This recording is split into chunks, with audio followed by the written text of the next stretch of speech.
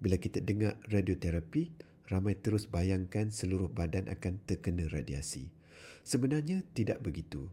Radioterapi ialah rawatan yang menggunakan sinaran tenaga tinggi untuk merawat kawasan tertentu sahaja pada badan untuk merawat kanser.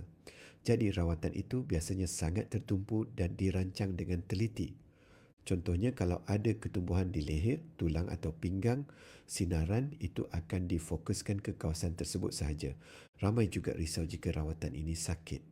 Sebenarnya semasa sesi radioterapi dijalankan, kebanyakan pesakit tidak rasa apa-apa pun. Mesin radioterapi ini tidak menyentuh badan. Kesan sampingan boleh berlaku tetapi bergantung kepada kawasan rawatan dan tidak semua orang mengalami perkara yang sama. Dalam banyak keadaan, radioterapi digunakan bersama rawatan lain seperti pembedahan atau kemoterapi untuk membantu mengawal penyakit dan mengurangkan simptom. Jadi jangan terlalu takut dengan perkataan radioterapi itu sendiri. Teknik rawatan sekarang jauh lebih tepat berbanding dahulu.